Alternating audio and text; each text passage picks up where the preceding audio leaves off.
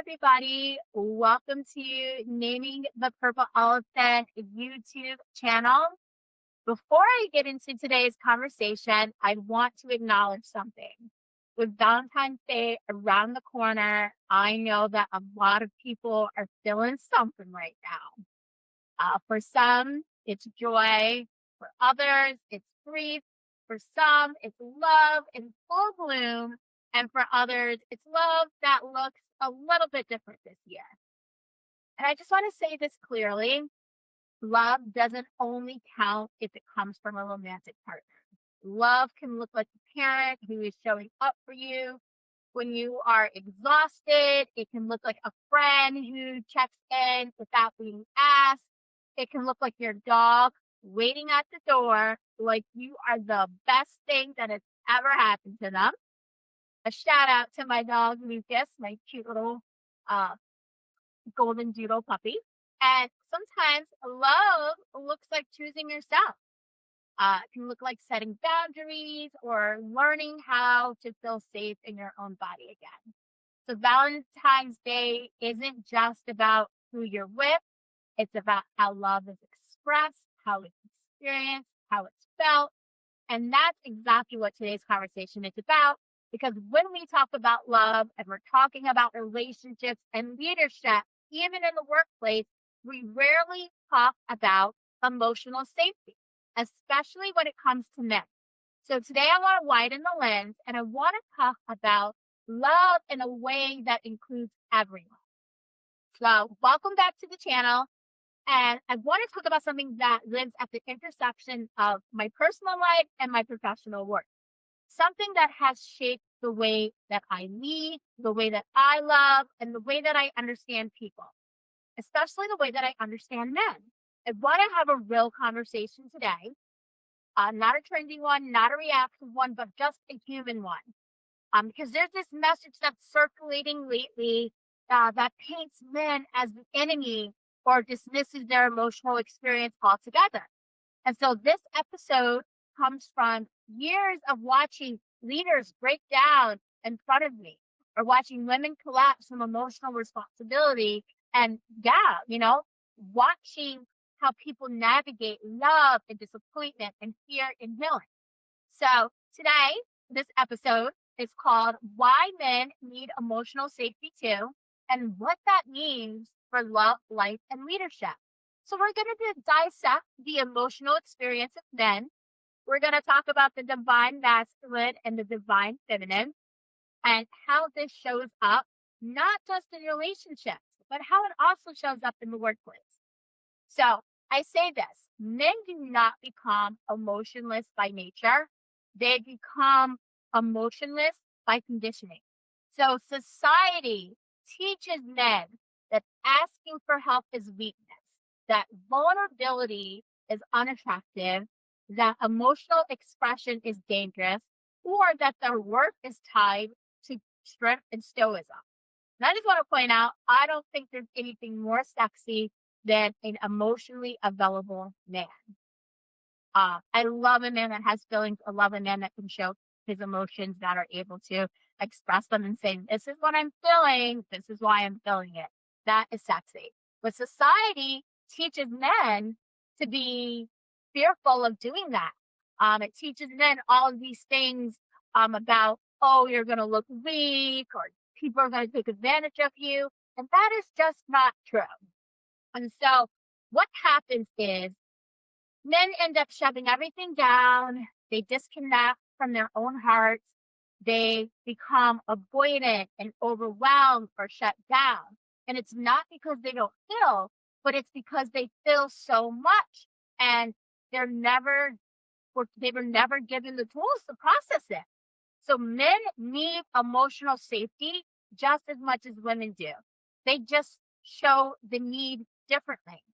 And this really starts with childhood, all right? So a lot of times when little boys are growing up, in whatever environment that they're in, they can end up having parents who are either unavailable or parents who put their needs first before the child, or parents who make their children feel bad, especially little boys, for having any type of emotion, right?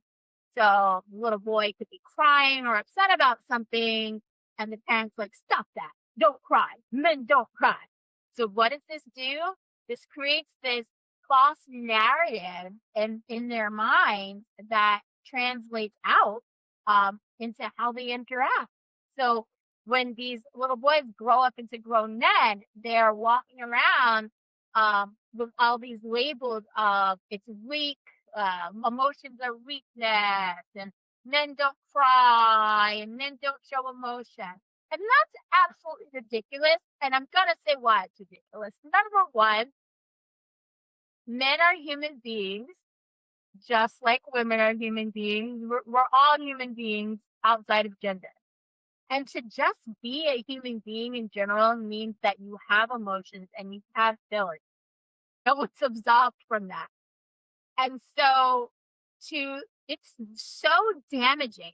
It's so damaging, especially to little boys, to tell them in order to be considered a big, strong man, you can't drive, you've got to be tough, and you've got to be stoic. That is the wrong message to send, because what happens is that you have men then that grow up that don't know how to properly externalize their emotions. They don't know how to properly express um, how they need emotional safety, why they need emotional safety. They can't communicate it. And then it really ends up not well for them in their personal lives and their lives at work. And so let me start here. A lot of people talk about men as if they don't feel anything. And I see this on social media all the time, right? There's a lot of videos posted about men that say, oh, their silence means that they're empty, that they have no emotion. But this is not true. This is not what I've seen in my life. So I remember being in a relationship where the man I was with shut down every time he felt overwhelmed. And at that time, I didn't understand that, right? So talking about society, yes, me myself, I'm a product of society's past ideals of making assumptions about men that aren't true. But I've grown from that and I've healed from that. So, I would say, why don't you ever just tell me what's wrong? Like, what is wrong with you? And he said something I'll never forget. He said, because if I fall apart, who's going to hold me? And I'm going to be honest, at that time, I did not understand what he meant. I hadn't gotten on my healing journey yet. And so I was still operating from my own wounds, my own fear, my own need for reassurance. So back then I interpreted his silence as rejection. I thought it meant he didn't care. I thought it meant, oh, he wasn't trying, right? Now I see it completely differently. That was the first time, even if I didn't realize it yet, that I was being shown something important. I was being shown that men are not emotionless. They're just terrified of what might happen if they stop being strong. And since then, I've worked with executives, grown men in their 40s, their 50s, their 60s, who burst into tears in coaching sessions with me because no one in their entire life ever gave them the permission to not be okay. And it confirmed what I already knew, is that men feel deeply. They just don't feel safely. And so let me tell you what men need. They need to not be shamed. Men do not need to be fixed.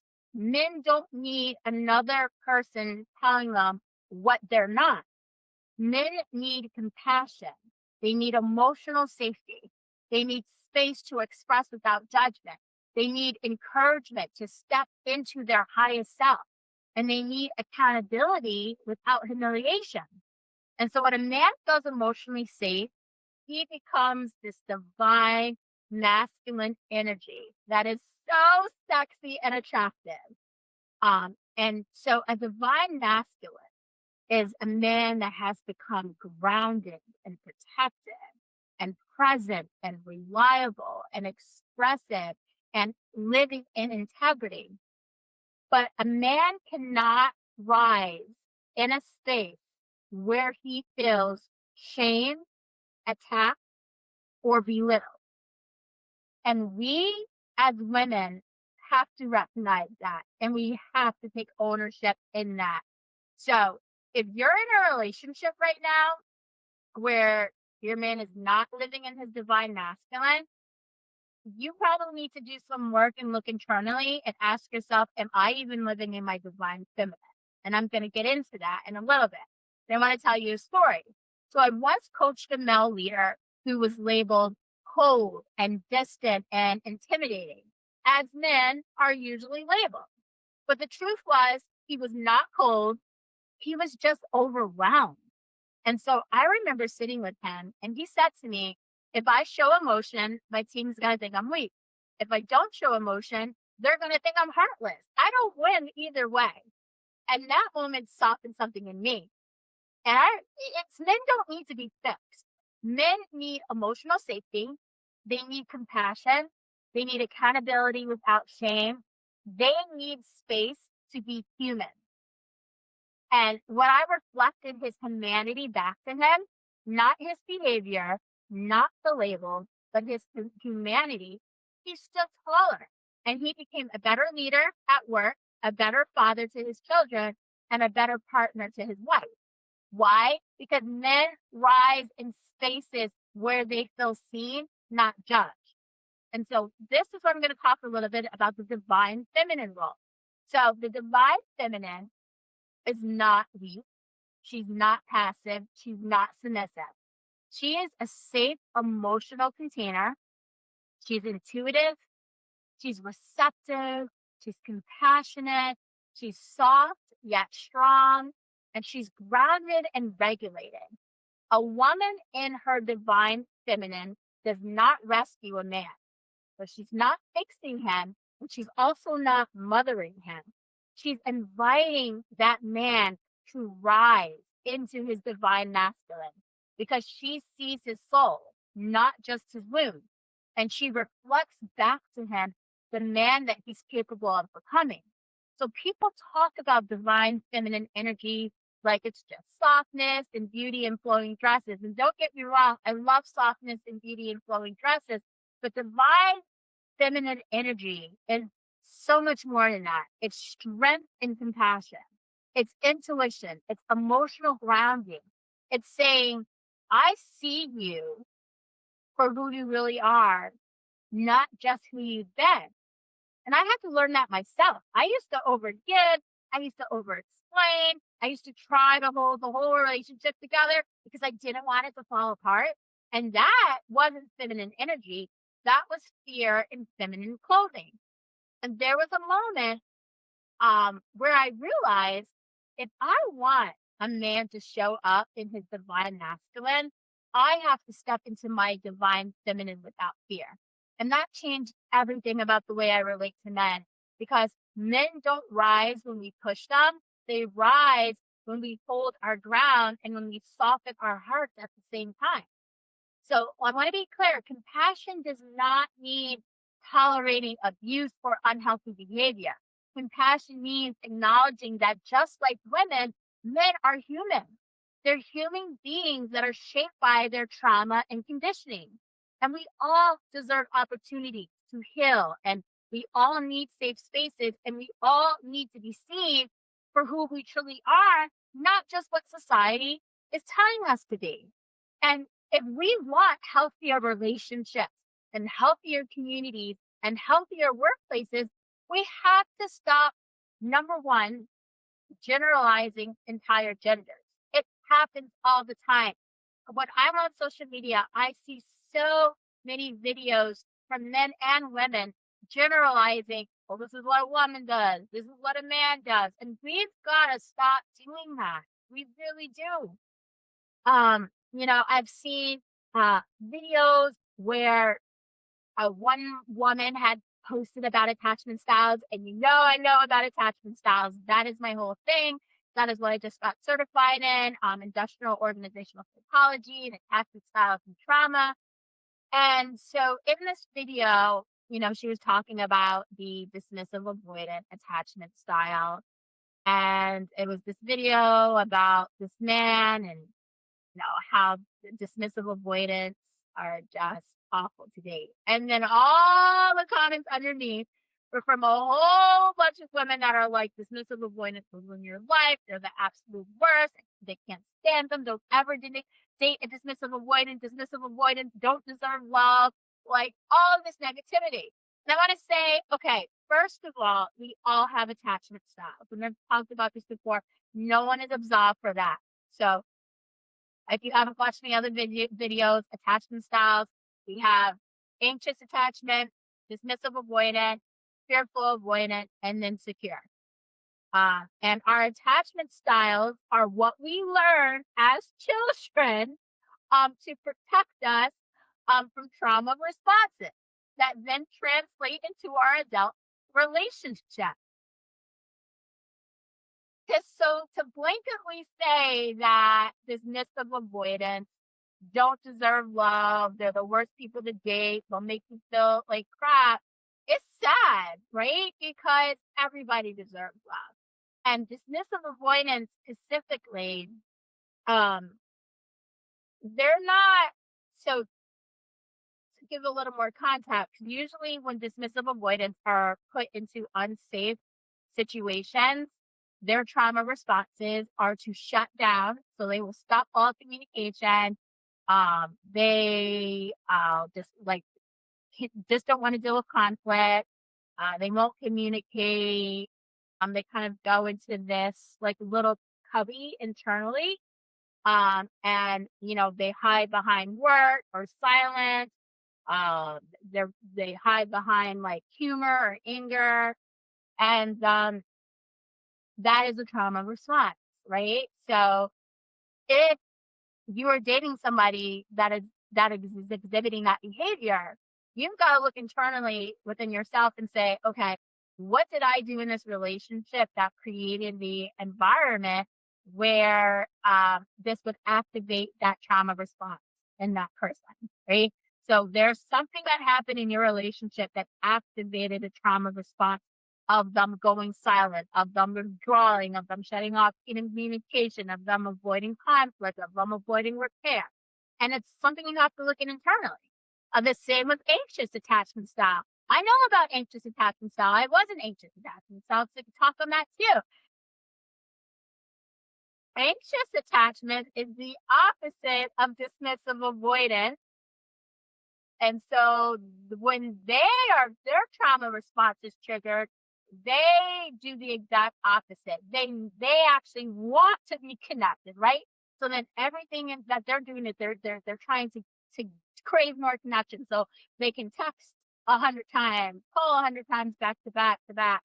Because everything is driven by reassurance. Like I need reassurance, and their reassurance is needing to like have that other person be like, oh, you're great, everything's fine, you didn't do anything wrong, what have you, just reassure me that the connection is good, reassure me that everything's fine, lie to me. Like, I mean, not like purposely like being like lie to me, but they just want to be, reassured that everything's okay, even if it's not. And that is a trauma response. And so, again, I say the same thing. If you're in a relationship where that was activated, where you activated an anxious avoidance trauma response, you've also got to internally look at yourself and say, what did I do in the relationship that activated this? And so that's what I'm saying. Like attachment styles and trauma are so much more complicated than what people make. And so when they make light of it online and they're like, oh, don't date an anxious attachment, don't date a dismissive avoidance. No. What? Everybody deserves love, right? And also too, attachment styles are not a personality trait. And I want to point this out. Our trauma responses are not a personality trait. And a lot of people don't understand that. It is a reaction to a situation that has been activated internally inside of you that brought you back to a moment where you felt unsafe. That is all that it is. It is not a person's entire personality. It's not who they are. And so many people get this confused. all the time. And one thing that I tell people that I coach is that you can change your attachment style because it's not um, a personality trait, because it's not something that the person is. It's not something that can stay the same forever.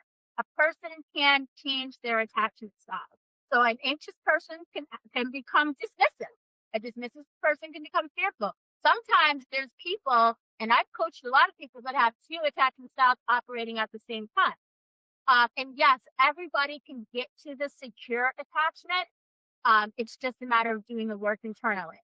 And that starts with you recognizing and owning your own shit. I'm just gonna be honest, owning your own shit and focusing on yourself, not focusing on what the other person did wrong, but focusing on, wait a minute, what did I do wrong? Why do these patterns continue to show up in my relationships, in my workplaces, in my life? Because we all have patterns, and this is what we really have to understand. If there are patterns that are continuously playing out, the same circumstances continuously working out, if you're having relationships that are continuously not working out, if you're having where you're working places and you're continuously not getting along with people, if you're continuously having issues with friends and stuff, that's where you have to look internally with yourself and say, okay, there's something that's going on with me.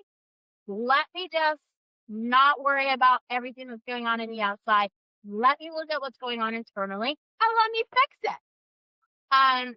So that's my little spiel on attachment. Also, too, society teaches us to project our wounds onto each other, right? And we've really got to stop doing that. So, what happens in life? Well, most of the world is not healed. I hate to say that, but it's true. Most of the world is operating on autopilot. And so we'll be operating on autopilot. We're thinking we're good. We're thinking we're good. We're thinking we're good until we come into a situation that activates our attachment styles and activates our trauma. And then what happens? We start projecting our wounds onto each other. Well, I didn't like how you said that because they brought up this, and this reminded me of this, and I was abandoned then, and the last person I was with abandoned me, and this happened, and da da da da. And now, instead of working together, you are working apart. It's like fighting against the current. And so we owe it to ourselves to understand what our attachment styles are, understand what our traumas are, and then make sure that we fix it so that we don't project it onto other people. Another thing that we have to stop assuming that all men are dangerous. So, what do people mean when they say that, right? Like, are we talking about all men are dangerous based off of society of like race and class? Are we talking about it from like, the women's perspective? I saw where there was this, big thing that was going on where the woman's like, I would choose the bear instead of the man. So insensitive. So why are we so insensitive to men? We've got to stop this. All men are not dangerous. And we've got to get out of that mindset that every man I meet is going to hurt me. Every man I meet is going to abandon me. Every man I meet is going to abuse me. Because until we stop telling ourselves those stories, and I'm very big on what we internally believe we attract back. So like mirror images, right? So if you keep telling yourself the story, men are dangerous, relationships are dangerous, I'm not safe in relationships, the man is gonna abuse me, the man is gonna hurt me, the man is gonna leave me. Well, you know what? That script is running on autopilot. And so what's happening is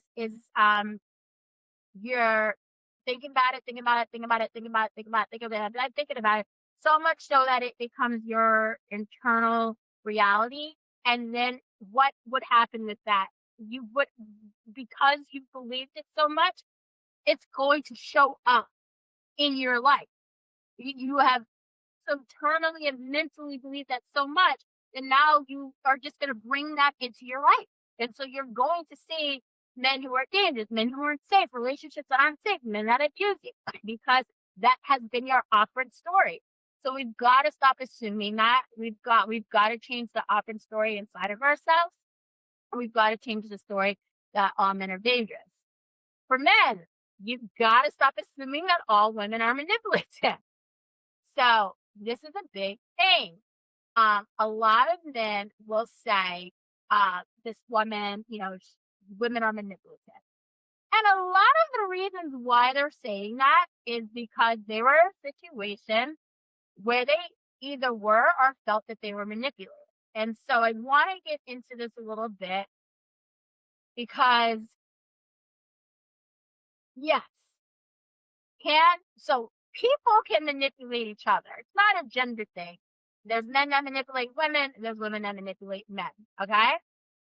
Let's look at manipulation, which is where we really need to look at. If we're looking at our attachment styles, we're looking at our trauma. Most of the times, people use manipulation as a tactic to based off of their trauma response. So there could be a situation that happened that activated that person's trauma response. And in order for that person to feel safe, they create an environment that may look like manipulation or could actually be manipulation, right?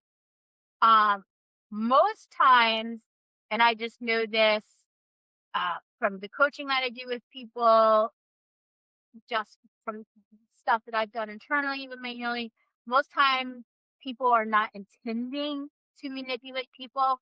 They're intending to feel safe, right? They got activated. A trauma response was activated that brought them back to a place. And now they're trying to fix the situation in whatever way that they can so that they can feel safe again. And so it's important, like, really, when we're saying that again, we're not mislabeling it as a gender, right? Because as I said before, men manipulate, women manipulate.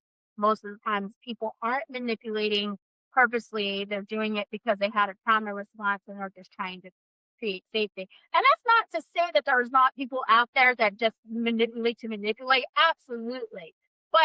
But most people don't go into the intention of, like, I'm gonna manipulate this person and go through, like, all of the different facets of that. At that point in time, most people are just saying, I feel completely unsafe. I'm back in that trauma response and I need to feel safe again. So what can I do to feel safe again? Right?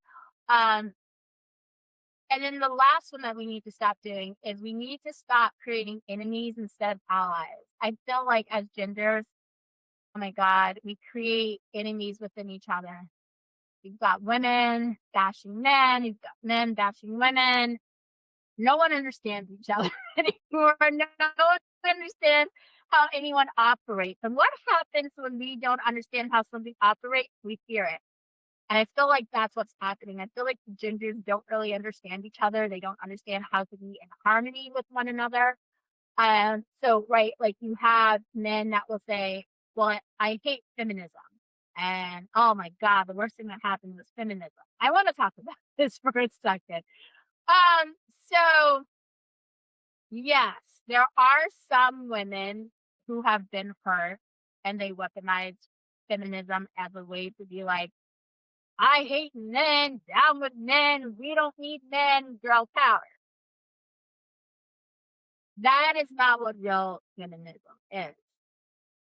That's just a very traumatized woman weaponizing an experience that she had with men, and then making very blanket statements like the world would be better without men and yada yada, or men are not smart and all that, which is not true. Men are extremely intelligent. They're emotionally intelligent. They're mentally intelligent. I love the way that men think. I love the way that women think. And we need each other. Women need men. Men need women. It's a yin and yang. We balance each other out. The problem is most of us are not in our divine masculine and divine feminine. So what's happening is there's all of this friction that's happening. And so healthy women, a healthy divine feminine woman elevates a healthy masculine man. Healthy men protect, they uplift healthy women. So I always say that a divine masculine man uh, will protect his family and protect his woman. He will provide, he will protect. So he will protect his woman mental and emotional safety and her physical safety. A divine masculine man will never put his woman in harm. So he will never put her in harm physically.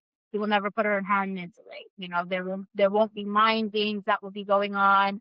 There won't be cheating or third parties coming into the relationships. So that that's protected. Providing is making sure that he is providing for the woman, providing for his family, being there, right? So I'm stepping into my divine masculine and I'm going to provide for my woman. I'm going to work. I'm going to get out there. I'm going to make sure that I'm taking care of the household, taking care, contributing, and then professing is professing intention, right? So a divine masculine man can very easily profess his intention to a woman. I like you.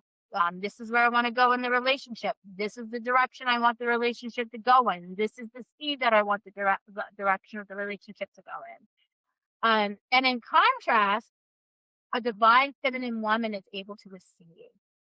And I think that as women, we have a hard time receiving. And that's where we start to kind of like have this friction with men. A lot of times we as women have gotten so used to doing things on our own that we start to take the lead and we're not really open to receiving, right? So when I say receiving, a divine feminine woman receives love, she receives protection, she's able to receive um, the man initiating the conversations, initiating the dates, initiating the speed of the relationship. As I said, I think that we as women, just in society, we have a very hard time being able to do that. A lot of women do. And so, getting into the divine feminine means being able to open yourself up to being able to receive instead of always giving, or instead of always, trying to control. So, like I said, healthy women elevate healthy men protect and they uplift healthy women. And we need both. We need both. I've seen men who were raised to never cry. I've seen men who were punished for showing softness. I've seen men who were told that they're dangerous just for existing. And that's why so many men are hiding behind work and they're hiding behind silence and withdrawal and performance and humor and anger. And it's not because they don't feel safe. I'm sorry. It's not because they don't feel, it's because they're not feeling safe. And we cannot heal a society by shaming half of it. So this conversation isn't only just about romantic relationship. It's about emotional intelligence in every environment, including the workplace. Because guess what? Like I tell you all the time, our attachment styles, our traumas show up in everything that we do. Love, family, work, it shows up everywhere. So men shut down at work too. Women overfunction at work. Leaders operate from trauma patterns.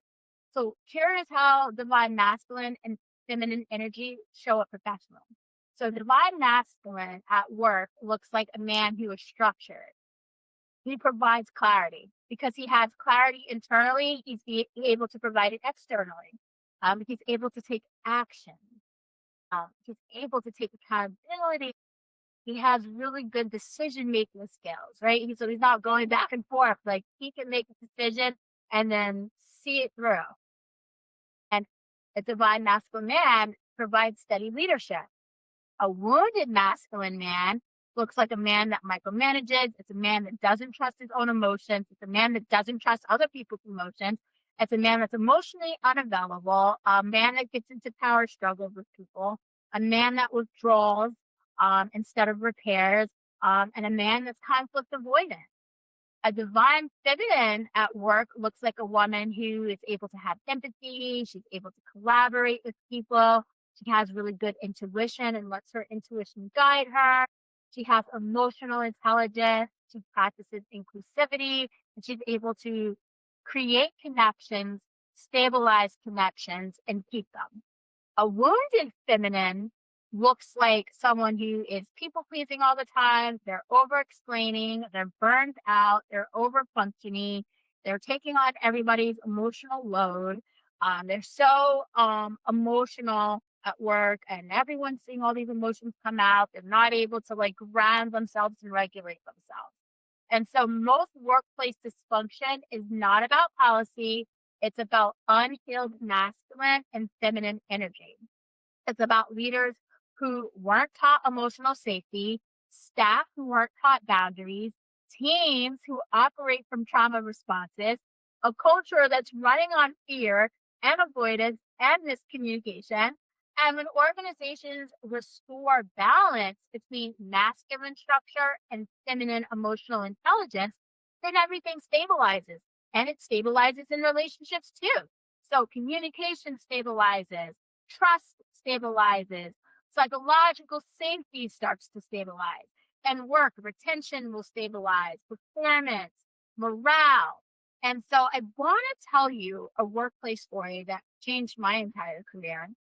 I worked with an organization where everyone complained about one senior leader. He was labeled difficult, closed off, hard to read. But when I sat with him privately, he said, I don't really know how to lead without shutting down. If I give too much of myself, I won't survive this job. And that was the big key right there. You know, a lot of men feel if they give too much of themselves, they won't survive. And so right then I realized, okay, organizations don't have performance problems and they have unspoken emotional patterns. Men are bringing their childhood conditioning into the office. Women are bringing their attachment wounds into the office. Leaders are bringing their trauma responses into the office. And this is why the workplace breaks down. When we restore balance between healthy masculine and feminine energy, in organization or even in relationships, what happens is structure becomes support. It's not control anymore. It's just support. Compassion becomes connection. It's no more emotional labor. People are being able to connect on a different level. You know, accountability is becoming clarity. It's not based off of fear. And teamwork becomes trust. It's not about survival. And so this is literally the foundation of naming the purple elephant, naming the emotional patterns underneath people's behavior so that organizations and people can actually function. And so like my message is really simple today. Men deserve compassion. Women deserve compassion. We all deserve healing. And what does that healing look like? When we stop shaming each other and we start seeing each other, that's when true transformation happens. And that's what we all want, man or woman. We want to be human. We want to be held. We want to be seen. We want to be understood without being shamed. So that's the world that I'm trying to build. That's the world that I'm trying to build internally within myself. It's the world that I'm trying to build externally with family and friends and romantic partners. It's the work that I do with leaders. And that's the message behind the Purple Elephant Framework. That's the love that I hope all of us, including me, get to experience. So if this resonated, make sure you subscribe because I talk about emotional intelligence, divine energy, workplace trauma patterns, and the Purple Elephant Framework every week. And if you're a leader who wants to build healthier, emotionally intelligent teams, please reach out. I would love to support your organization, and I would also love to support you one on one. So thank you, and I hope you subscribe, and I see you in the next video.